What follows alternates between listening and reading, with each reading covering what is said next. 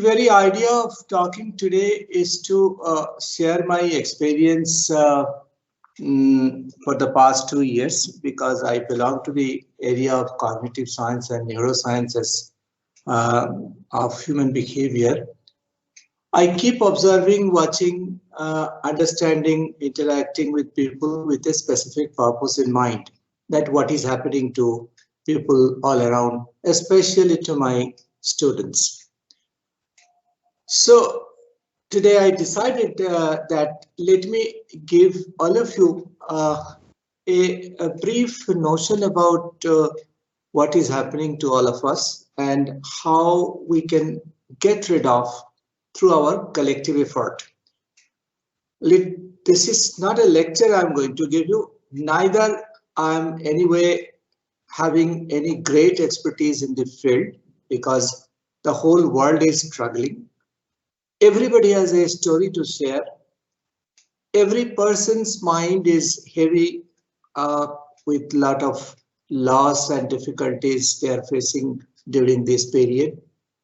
But the silver line is that we as a country, I was sharing some of our colleagues, we as a country are doing much better. I'm not trying to either become political or becoming or trying to tell you that in which way we are becoming better. Trying to tell you as a community, we have a better mind and mindset to handle probably such kind of issues. Because I have traveled widely in between in the last 1 year in several countries, I found that we are probably doing better.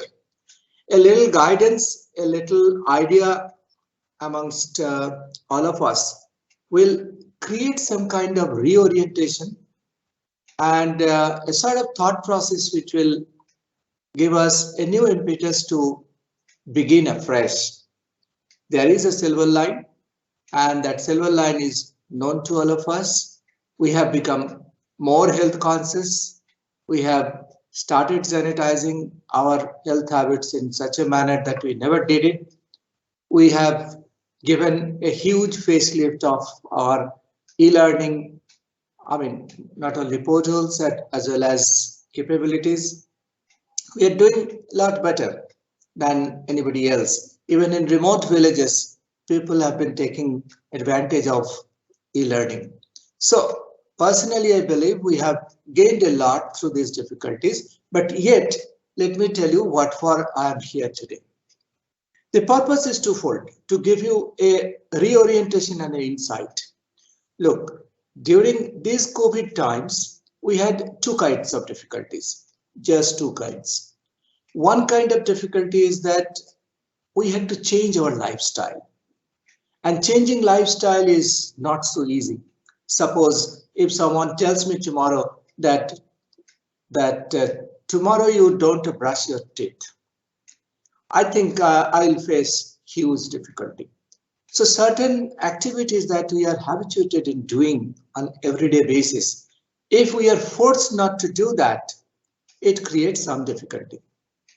But more than lifestyle difficulty, our difficulty is coming in the coping style. That is how we cope with the environment. This is more mental and psychological.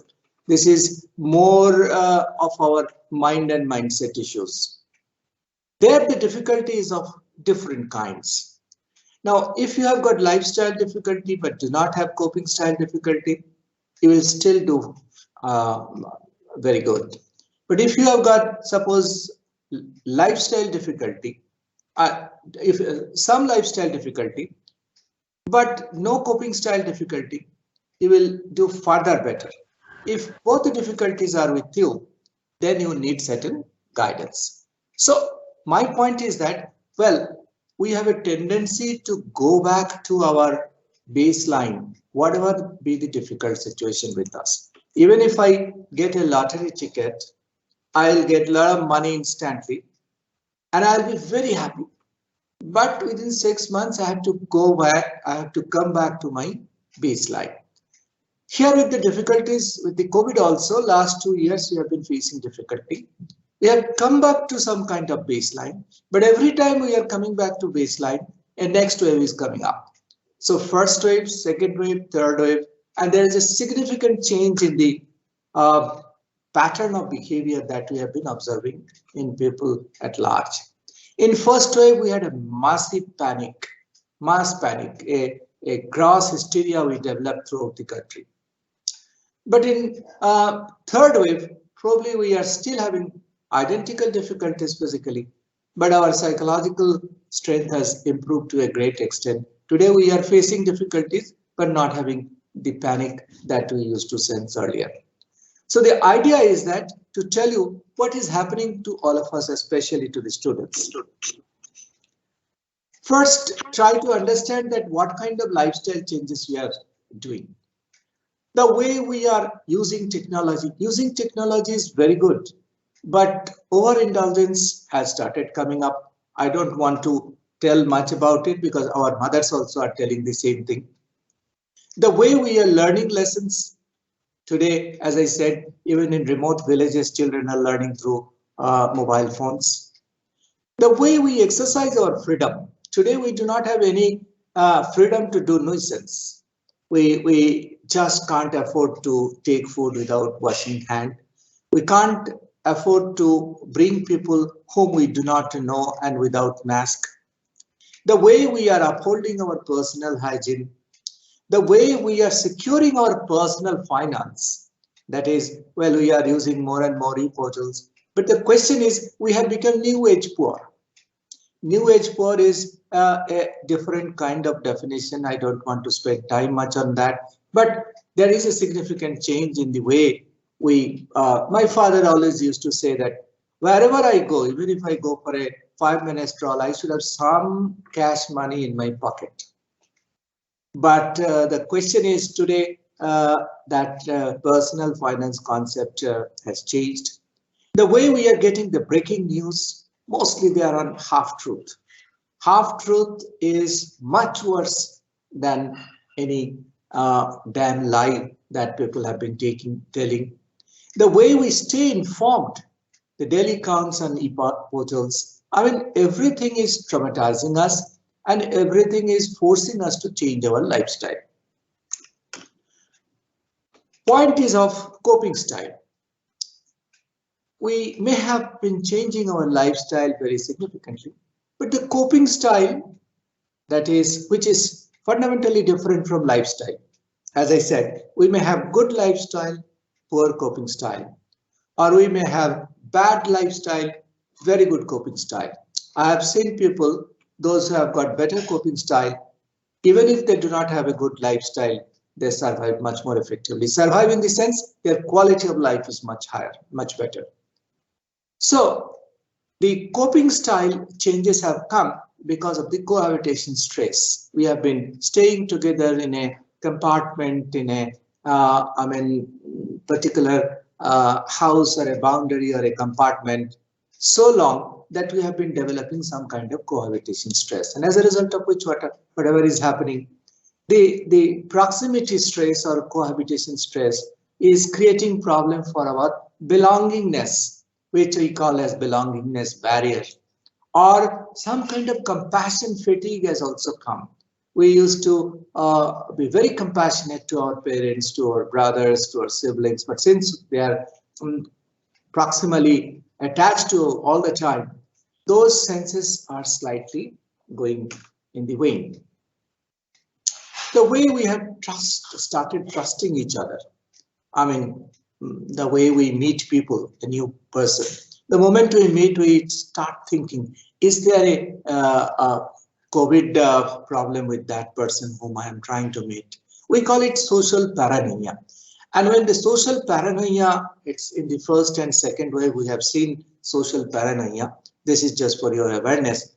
The social paranoia is such a thing, nobody speaks to anybody, but everybody thinks in one particular line. We call it collective whispering. And this collective whispering generates something which we call collaborative lies. Everybody tries to protect their own personal self with some maximized idea.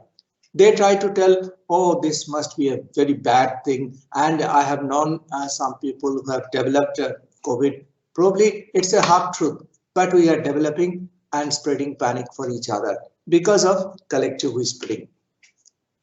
The way we are following the daily routine, procrastination has become a very big thing. Nobody has to get up right at 6 o'clock because they have to go to office, or if you have to go to the class at 8 o'clock, you not have to get up at 7 o'clock because you know that, well, you have got enough time in hand. So it has become a credit card for you, and credit card is something where you enjoy a lot of short-term benefit, but when the bill comes, the long-term difficulties start propping up. So people develop a sense of procrastination. It's not a flexibility in your lifestyle. It actually creates some kind of, sluggishness, stagnation in your thought process. Because if you don't move, your thought can't move. I have noticed here that most of the thoughts during this period are repeat thoughts in children or students. Repeat thought means same thought keep on coming, and they don't think anything afresh. And the way we are experiencing the televised tragedy, the secondary trauma, when you see somebody is in great trouble, of course, you may not be the person who is under trouble, but seeing them will leave some impact in your brain. So naturally, with such a massive disaster which is going on, over 1 million people is dead. In Second World War, only 45,000 soldiers were, and people dead, were found dead. Today we lost 1 million people. And the way we see this tragedy unfolding over a period of time is bound to bring some kind of problem in our coping style. So our coping style is changing more than our lifestyle. But then what really happens? If your coping style and lifestyle both changing, then you develop some kind of irresistible desire that let me move out. Well, everybody, we can't stay here for long. We are not in a confinement. So you develop some kind of impulse, some kind of desire which is irresistible. And that irresistible desire is causing a lot of trouble to all of us. Our health belief has been changing. We believe that, we do a lot of exercises. I'm very much fit. I cannot have any trouble. So misplaced confidence actually started troubling us.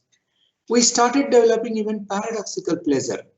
Paradoxical pleasure is good frustration. You know you are going to be chased away. You are going to be rebuked or scolded by someone who sees you that you have been roaming without a mask or without any purpose. But yet you enjoy this frustration. This is called paradoxical pleasure. Gut feeling. You believe that, well, everything is happening to everybody, nothing is going to happen. That's my gut feeling. So that's we also call as optimism bias. You are selectively inattentive to a risk. You believe everybody else will find trouble, but I'll not find any trouble. So as a result of which our whole system is breaking down, and it's impacting through some kind of obsession. We call it contamination obsession. You keep asking yourself, am I getting it? Did I get it? Is it that I have developed some kind of symptoms? You lose your time anchors because you do not have to go to office at right time. You do not have to go to the school at certain point of time. You lose the time anchor. 8 o'clock, 9 o'clock I have to reach. It's a time anchor. The anchor is going down.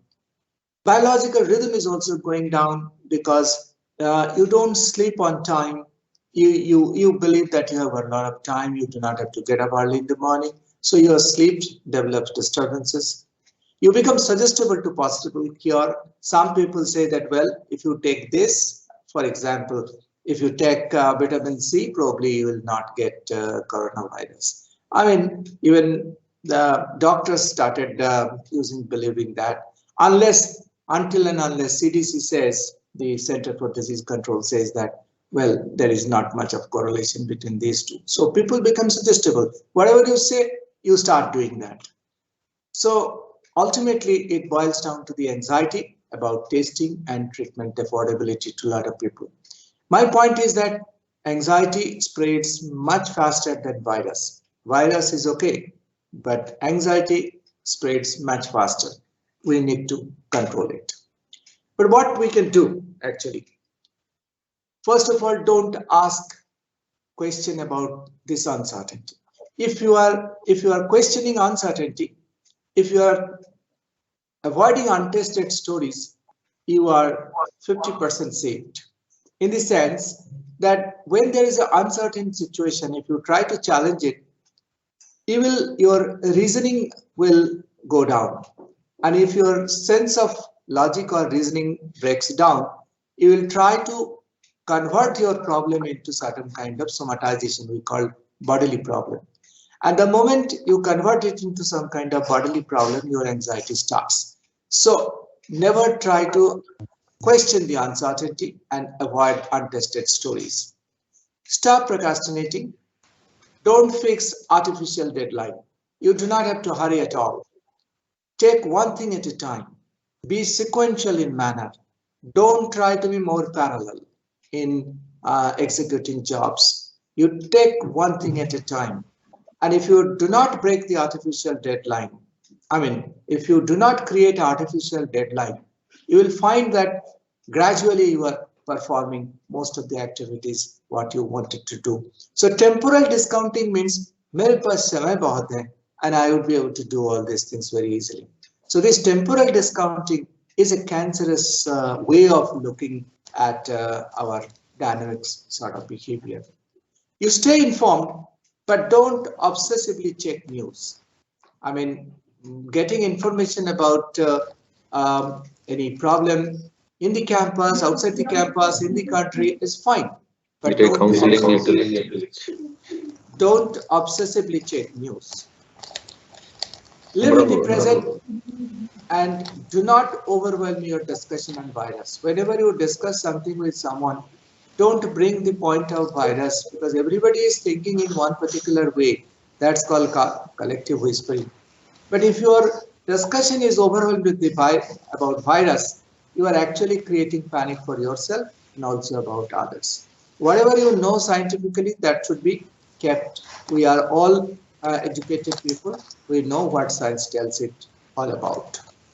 And avoid some kind of non-compliance, behavior fatigue, because as I said, impulse control, if you fail to do it, if we fail to control our impulse, for example, I do not have any job to take math, but I feel that I must go. What is that I'll be doing here? It's called behavior fatigue. You are actually inviting a lot of risk in the process. So let us avoid at this point of time. Answer is that get some good sleep. To my advice, I'm a person in the field of clinical neuropsychology. I know that if you get 8 hours of sleep, you will be fine. At least 50% of the problems will go. So switch off mentally and digitally before you go to bed. Please overcome blue light and reduce overuse of bed. Don't overuse your bed. Sit in the chairs. Stop trying quick access to late night chat. We believe that before we go to bed or in the middle of the night, we actually see who has sent what kind of message. There is still tomorrow. Why we have to see all these things? Because it has been found that world over, wherever there are artificial lights, the sleep is becoming much less. In Africa, people can sleep 8.5 hours. In America, Europe, the overall average sleep period has reduced to 6.9 hours, simply because of artificial lighting. And blue light actually creates much more trouble. And we all know the biology behind it, why it creates so much of trouble with our sleep. It not only creates problem with your sleep, it also creates with your dream, ability to dream conveniently. So there are a lot of difficulties when we get this kind of behavior. Finally, this is my last slide. Finally, do something to help someone else, because as long you are not in the ambience of creating a silver line for others, you can't be happy. That's my lesson for happiness as well, that unless you create happiness for others, you can't become happy, because happiness is never a target. It's never a destination. It's always a process. It's always a journey. So in order to do that journey, do something. Some of our students have created this soap for the children. And to create a good habit within the children, they created these doll soaps using Pokemon and other structures. And children are using it more often these days, not precisely because of sanitizing their hand, but because they are very attractive to them. It's a great idea that in the school, you come up with some designs of the soap, give it to them, and children will use it more frequently. Deliver some convincing message. I mean, 26th January is next week. We have mask. We produce mask all over. We can create a, we can send a message having a flag imprinted on our mask. Idea is to, spread the message that more and more people should use mask. Volunteer yourself with some activity. You see this lady, she has come up with a great idea. She is teaching. She is actually mentoring some students, not a real teacher. You can also take up some mentoring job for children all around who are not getting proper education. She is using a glass shelf taken from the refrigerator, keeping the mobile phone on the top of it. She has kept her camera on and using the paper down below that glass shelf as the dashboard or the blackboard. Maybe the whiteboard. So it's a sort of volunteering capability with some great ideas. People have been trying to help others as well. Bring some social innovations as well. A lot of good innovations are even. Best of the innovations these days are being done by people who belong to non-expert system. I have noticed in several places that people who do not belong to the highly educated class, they are bringing more and more innovative input. So non-expert system knowledge is coming up through people's ability to survive effectively. Let us watch them. You can also do them. Let me tell you, most of the startup activities have started during the last 1.5 years. One of the reasons is that people could do more and more brainstorming and brain swarming. Brainstorming requires several people to talk to. Even if you are not talking, brain swarming means you are thinking alike for a particular topic over a period of time, altogether trying to get a solution for each one of us. So brainstorming and brainstorming are both being done in order to bring a lot of social innovations. You can engage yourself to doing some kind of social innovations. Finally, it's not the load that breaks you down, it's the way that you carry it. If you know how to carry this load is nothing. We all can collectively get rid of it and come out with a very good silver line that could give us a much better impetus for the life ahead. Thank you so much.